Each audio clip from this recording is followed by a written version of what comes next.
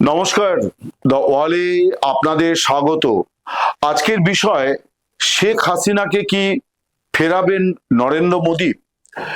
এই প্রসঙ্গের আলোচনা আবার পুরনো কথা, আবার পুরনো প্রসঙ্গ আলোচনায় আনার অন্যতম কারণ হচ্ছে যে একেবারে সদ্য অর্থাৎ বুধবার দিন দিল্লিতে বাংলাদেশের সফররত বিদেশ মন্ত্রী ডক্টর খলিলুর রহমান এবং বাংলাদেশের প্রধানমন্ত্রী তারেক রহমানের বিদেশ বিষয়ক উপদেষ্টা হুমায়ুন কবির, তাদের যে আলোচনা ভারতীয় কর্তৃপক্ষের সঙ্গে হয়েছে, ভারতের বিদেশ মন্ত্রী এস জয়শঙ্করের সঙ্গে হয়েছে এবং আরো একাধিক মন্ত্রীর সঙ্গে তারা আলোচনা করেছেন, কিন্তু মূলত বিদেশ মন্ত্রীর সঙ্গে যা আলোচনা হয়েছে সেখানে একেবারে পূর্ব নির্ধারিত, যেটা আমি আগে একটি ভিডিওতে বলেছিলাম, যে বাংলাদেশ শেখ হাসিনার প্রত্যর্পণের প্রসঙ্গ তারা তুলবে এবং বাংলাদেশ সরকার যে বিবৃতি দিয়েছে এই বৈঠক এবং সফর নিয়ে, তাতে তারা উল্লেখ করেছে যে শেখ হাসিনা এবং আসাদুজ্জামান খান কামাল, যিনি শেখ হাসিনার সর্বশেষ মন্ত্রিসভার স্বরাষ্ট্রমন্ত্রী ছিলেন, তাদের দুজনের প্রত্যর্পণ বাংলাদেশের তরফে দাবি করা হয়েছে। প্রত্যর্পণ একটি আইনি শব্দ, সহজ কথা হচ্ছে যে তারা ভারতে আছেন, তারা বাংলাদেশের আদালতে দোষী সাব্যস্ত হয়েছেন। ট্রাইব্যুনাল অর্থাৎ বাংলাদেশের অপরাধ আন্তর্জাতিক অপরাধ ট্রাইব্যুনাল, সেই ট্রাইব্যুনাল মানবতা বিরোধী অপরাধে যুক্ত থাকার অভিযোগে শেখ হাসিনা এবং আসাদুজ্জামান খান কামালকে দোষী সাব্যস্ত করেছে এবং তাদের দুজনকে মৃত্যুদণ্ড দিয়েছে। এছাড়া আরো একাধিক ধারাতে তাদের দীর্ঘমেয়াদে জেল জরিমানার বিধানও আছে সেই সাজার মধ্যে, কিন্তু মূল সাজা হচ্ছে মৃত্যুদণ্ড। এই রকম দুজন আসামিকে বাংলাদেশ ফেরত চায়। আমি এর আগে একটি ভিডিওতে বলেছিলাম যে এই প্রসঙ্গ আলোচনায় আসবে কিনা, প্রত্যাশিতভাবেই সেই আলোচনায় এসেছে। তার কারণ হচ্ছে যে বাংলাদেশের তরফে এটা একটা রাজনৈতিক, প্রশাসনিক এবং কূটনৈতিক বাধ্যবাধকতা যে ভারতের সঙ্গে যে কোনো আলোচনাতেই এই প্রসঙ্গটি আসবে, বিশেষ করে শীর্ষ স্তরের আলোচনা। দুই বিদেশ মন্ত্রীর আলোচনা মানে অবশ্যই সেটা শীর্ষ স্তরের আলোচনা। ফলে বাংলাদেশের তরফে আলোচনাটি উত্থাপন করা হয়েছিল। তার কারণ বাংলাদেশে গিয়ে আবার বিদেশ মন্ত্রীকে তো জবাবদিহি করতে হবে যে ভারতের সঙ্গে কি কথা বলে এলেন, কি আলোচনা হলো। সেখানে যদি হাসিনার প্রসঙ্গ বাংলাদেশের তরফে না তোলা হয়, তাহলে আবার সেটা বিএনপি সরকারের বিরুদ্ধে বাংলাদেশের যারা বিরোধী দল অর্থাৎ এই মুহূর্তে জামায়াতে ইসলামী এবং এনসিপি, মূলত তারা আবার সরকারের সমালোচনায় সরব হবে। ফলে বাংলাদেশ সিরিয়াসলি চাক বা না চাক, আমি এই কথাটি সিরিয়াসলি চাক বা না চাক এই কথাটির একটু ব্যাখ্যা আপনাদের করি। আমার কাছে মনে হয় না যে মোহাম্মদ ইউনূসও চাইতেন শেখ হাসিনাকে ফেরানো হোক, আর তারেক রহমান ওটা চাইবেন না। এবং তাৎপর্যপূর্ণ হচ্ছে যে যখন বিদেশ মন্ত্রী, বাংলাদেশের বিদেশ মন্ত্রী ভারতে সফর করছেন এবং তারেক রহমানের বিদেশ বিষয়ক উপদেষ্টা হুমায়ুন কবির দিল্লিতে অবস্থান করছেন, সফর করছেন, তখন বাংলাদেশ সংসদে আইন করে আওয়ামী লীগের ওপরে তার কার্যক্রম নিষিদ্ধ করার যে অধ্যাদেশ ইউনূস সরকার জারি করেছিল, সেটাকে আইনে পরিণত করে দেওয়া হয়েছে। অর্থাৎ এখন পাকাপাকি ভাবে আওয়ামী লীগের কার্যক্রম নিষিদ্ধ। কবে এই নিষেধাজ্ঞা উঠবে, আদৌ উঠবে কিনা, মামলা মোকদ্দমা হবে কিনা, নাকি তারেক রহমানই কখনো আবার তার সিদ্ধান্ত বদল করে এই সিদ্ধান্ত প্রত্যাহার করবেন, এরকম অনেক প্রশ্ন এখন ঘোরাফেরা করছে। কিন্তু এই মুহূর্তে যেটা আছে যে তারেক রহমানের সরকার, তারা আওয়ামী লীগের বিরুদ্ধে একটা কঠোর পদক্ষেপ করেছে যে ইউনূস সরকারের অধ্যাদেশকে তারা আইনে পরিণত করে পুরো মান্যতা দিল। আওয়ামী লীগের কার্যক্রম এখন সরকারিভাবে নিষিদ্ধ।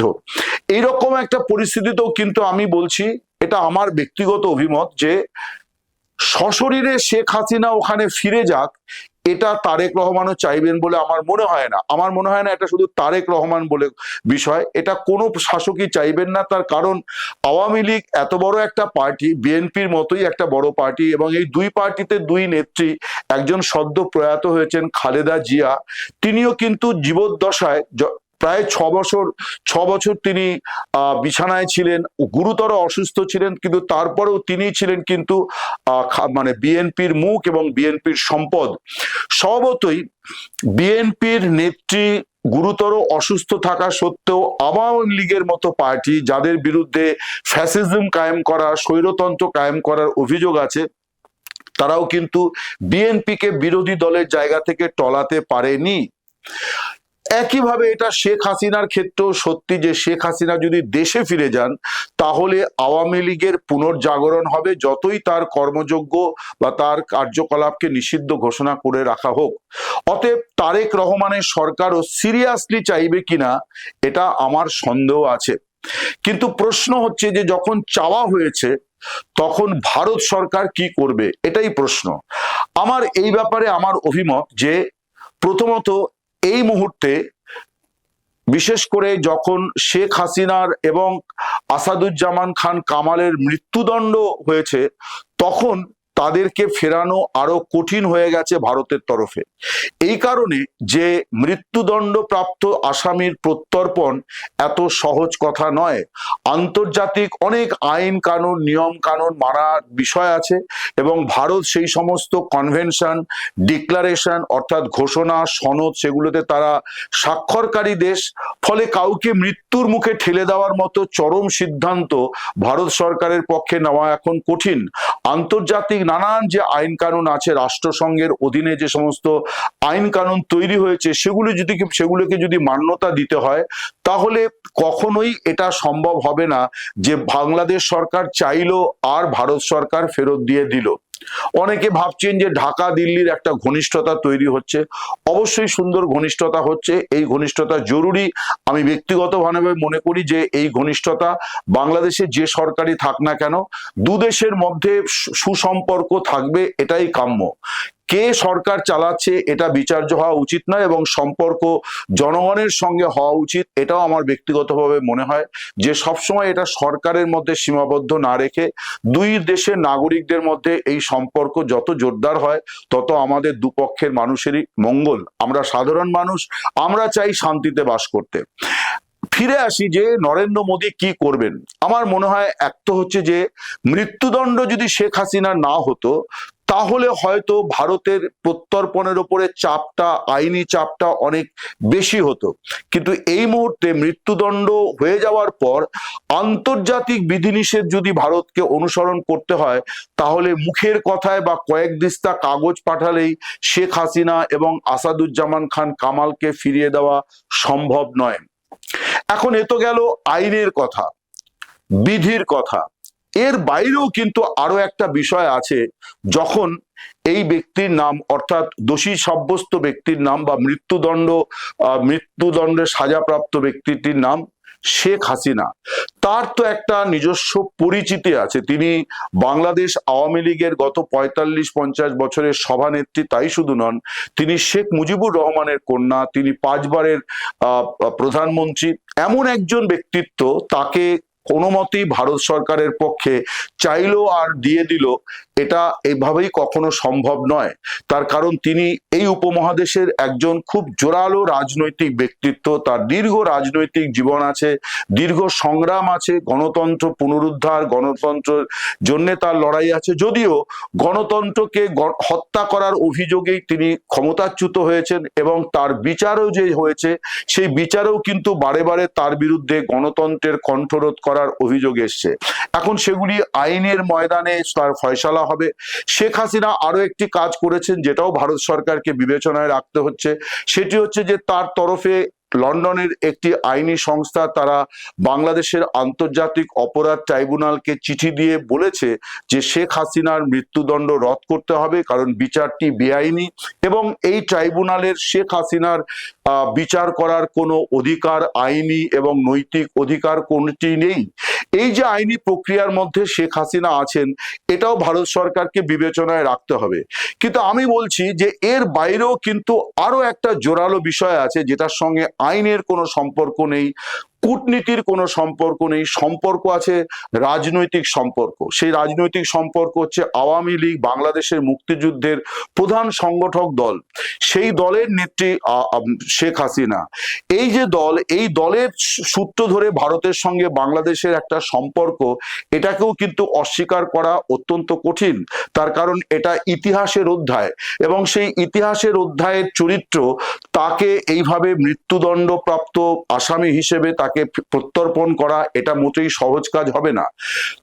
আরো যে গুরুত্বপূর্ণ বিষয়, সেটি কৃতজ্ঞতার প্রশ্ন। সেটি হচ্ছে যে এই যে বলা হয় যে শেখ হাসিনার সময়তে ভারতের সঙ্গে সম্পর্ক অনন্য উচ্চতায় উঠেছিল, যেটা নিয়ে বিএনপি, জামায়াতে ইসলামী এবং অনেক দল তারা ভারত সরকারের সমালোচনা করে যে ভারত সরকার একতরফা শুধু আওয়ামী লীগের সঙ্গে সম্পর্ক রেখেছিল, শেখ হাসিনার সঙ্গে সম্পর্ক রেখেছিল।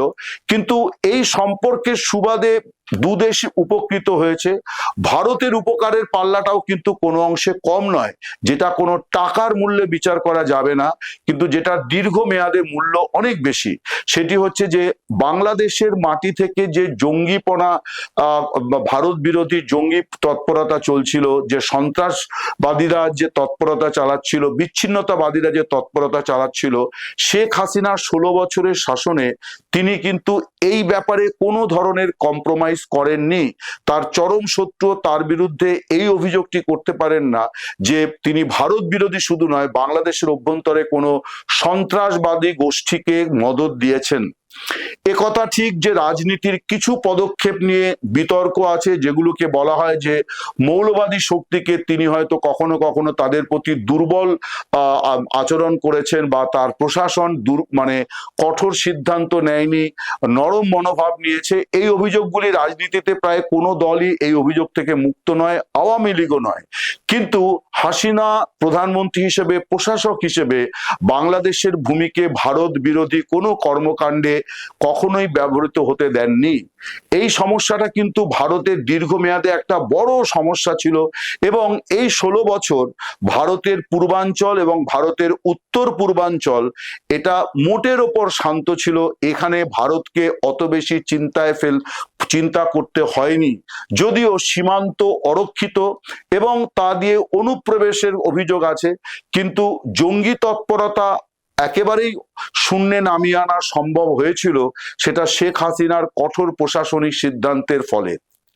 ভারত সরকার এখন বিএনপির নেতৃত্বাধীন, অর্থাৎ তারেক রহমানের নেতৃত্বাধীন সরকারের সঙ্গেও অত্যন্ত আন্তরিক সম্পর্ক গড়ে তুলতে চায়, এবং সেই সম্পর্কটা তারা চায়, কিন্তু শেখ হাসিনা যে দৃষ্টান্তটি স্থাপন করে গিয়েছেন তারেক রহমানের কাছ থেকে, সেটাই ভারত কিন্তু প্রত্যাশা করে। ভারতের প্রথম প্রত্যাশা হচ্ছে বাংলাদেশের মাটি যেন ভারতের বিরুদ্ধে কোনোভাবে ব্যবহৃত না হয়, কোনো শক্তি যেন বাংলাদেশ থেকে ভারত বিরোধী উস্কানিমূলক কর্মকাণ্ড, ভারতের অনুপ্রবেশ করে ভারতের মানে ভূমিতে কোনো ধরনের সন্ত্রাসমূলক কার্যকলাপ চালাতে না পারে, বা ভারতের কোনো সন্ত্রাসবাদী গোষ্ঠীকে, বিচ্ছিন্নতাবাদী গোষ্ঠীকে তারা যাতে মদত না দেয়। অর্থাৎ তারেক জিয়ার সঙ্গে সম্পর্ক, তারেক রহমানের সরকারের সঙ্গে সম্পর্ক নানা ক্ষেত্রে ভারত যা প্রত্যাশা করে, সেই প্রত্যাশার মানদণ্ডে কিন্তু শেখ হাসিনা যে মানদণ্ডটি তৈরি করে গিয়েছেন, সেই মানদণ্ডটি কিন্তু তারেক রহমানের কাছ থেকে প্রত্যাশা করে। সবে 1-1.5 মাস হয়েছে তারেক রহমান দায়িত্ব নিয়েছেন, এখনই এই সরকারকে মূল্যায়ন করা বা তার কাছ থেকে সবকিছু যা যা প্রত্যাশিত সবকিছু পাওয়া, এটা কোনো মতেই সম্ভব নয়। ভারতের কাছ থেকেও বাংলাদেশ যা যা প্রাপ্তি, তারা যা প্রত্যাশা করে, সব রাতারাতি ভারতের পক্ষেও মিটিয়ে দেওয়া সম্ভব হবে বলে মনে হয় না। কিন্তু ইচ্ছে থাকলে উপায় হয়, এটাও ঠিক কথা।